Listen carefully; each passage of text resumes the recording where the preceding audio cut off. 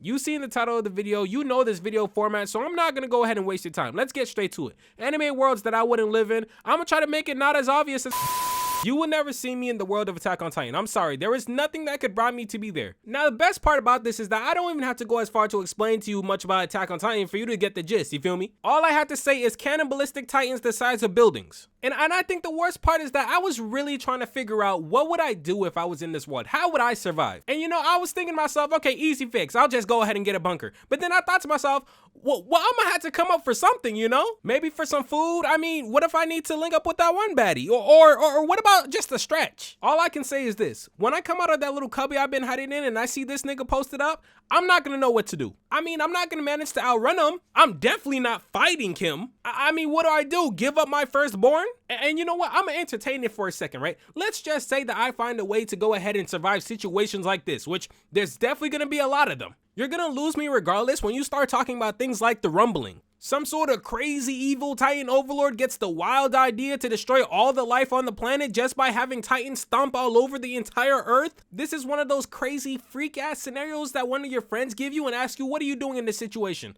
I don't know, dying? You know, now that I think about it, just turn me into a Titan. I already got a list of ops that I plan to devour. Now this next one is honestly just really funny to me. The Promised Neverland. Trust me when I say that if I name a show and you don't know it, you do not need any extra context. I will give you all the context you need. All the context you need for this show, orphanage in the middle of nowhere, everything's all fine and dandy. Turns out they're taking their kids and they're giving them to aliens to be eaten and shit. That's the only context you'll need for this video. Don't worry about what happens in season 2. We don't care about that. The funniest part about this show has to be that up until the point where that little girl got eaten by that alien, I thought this was a slice of life anime. I have no idea why, but I honestly thought that we were just gonna watch these kids grow up in the middle of nowhere on some Courage the Cowardly Dog type shit. Like deadass, I'm just like, bro, honestly, this is a nice bed and breakfast. My spidey senses were not tingling. I'm like, bro, they got the amenities and everything. This is a nice spot. Honestly, one of them head counselors would have woke me up at 4 o'clock in the morning talking about some, hey, you want to go for a walk? And I would have been like, hell yeah. Yeah, I'm sorry to say, but The Promised Neverland wasn't built for dumbass niggas like me. No, scratch that. The Promised Neverland was built exactly for dumbass niggas like me. I love making videos like this where I jump from one series to the next because sometimes I like to stray out and I like to go into stuff that's not anime. For instance, DC Universe's Gotham. Listen, I don't care if the rent is $3 a month for a penthouse at the top of the world's tallest skyscraper. I'm not living there under any circumstances. Matter of fact, can you even charge people to live in a place like that? Like, how much are people willing to pay to stay in a place that's down the street from Arkham Asylum? At that point, the landlord is either paying you to live there, or they have you at gunpoint while you sign the lease, which honestly sounds on par for what Gotham is all about. And you would think with Batman going around protecting the city...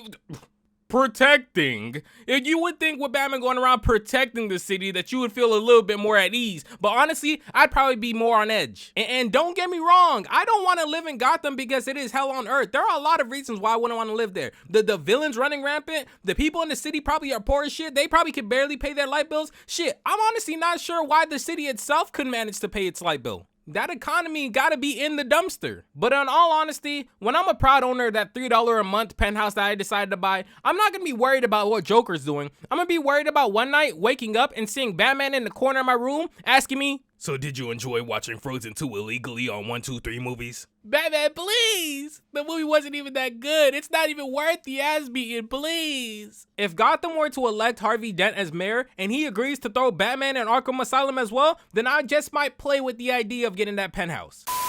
You know, sometimes I sit down and I think to myself, man, you know how cool it would be to be a Z fighter? But just as fast as I think that, the reality hits me. Not like a speeding truck, but more like a right hook from Mike Tyson. See, because if we lived in the world of Dragon Ball, we wouldn't be on Goku's level. We wouldn't be on Vegeta's level. We would be lucky if we were on Tien's level, but let's be honest, that's never happening. We would be more akin to Yamcha or Videl.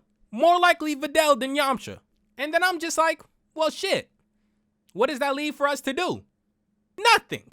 We're the type of people who sit on the sidelines and watch the real demons fight, you feel me? You know what people like us were doing when those Saiyans invaded Earth and started turning into giant monkeys? They were working their 9 to 5s, none the wiser to the fact that their planet was being invaded. See, the reason why I left Dragon Ball for last over the Promised Neverlands, over the Attack on Titans, over the Gotham and shit, the reason why I left it for last is due to the fact that The planet Earth in Dragon Ball is constantly at threat, all the time. Comparing the world to the universe is like pointing out a single floating snowflake in the middle of Russia. And honestly, that's still not even a good enough comparison to show you how small we are. There's no way somebody can find us. So why is it that every time somebody finds us, they want to blow this place sky high? The androids, Frieza, Cell, Boo, Baby, Zamasu. Oh, we can't forget Beerus when he pulled up here and the only thing that saved us was the fact that we had good food. So this is the end of the video, but for any of you guys that actually care to hear me out for a second, I just want to say thank you so much for the support this year. We hit 1,000 subscribers, bro. That's fucking crazy. I've never hit a milestone like that ever. In terms of like, I've done a lot of creative things in my life, you know, and I've been doing creative things since I was like 12. Well, no, way before that. But this is the first time in my life where something has been like showing like some sort of like feedback, you know, people enjoying my stuff and giving me like feedback and enjoying my content week after week. And I really appreciate the support that you guys have been giving me. The cult is getting bigger. The family's getting huge. I love that so much. I love interacting with y'all. I appreciate the support so much. It's been a crazy 4 months, man, and we're finally at the end of 2024, and I've been keeping the consistency, and I've been so proud of being able to keep the consistency, and you guys have been, you know, encouraging me to keep the consistency. You guys like showing feedback and engaging with my stuff. It's like I don't ever want to let you guys down with like a post and missing a day, you feel me? So I always do what I gotta to give you guys a video every single week on a Friday. So I hope you guys still enjoy the content, you feel me? I hope you guys are still, you know, sticking around and stuff like that. Man, it's been a great year. There were so many times this year where like I was like getting more engagement than I expected, you know. And I remember dropping that Dio video this year. Like I remember my channel blew up around that time. Well, small blow up, you know. I'm not like something crazy amount of subscribers or anything like that, but like small blow up for like a small YouTuber like me. And like I appreciated that so much. It felt so amazing seeing so many new people come to the channel.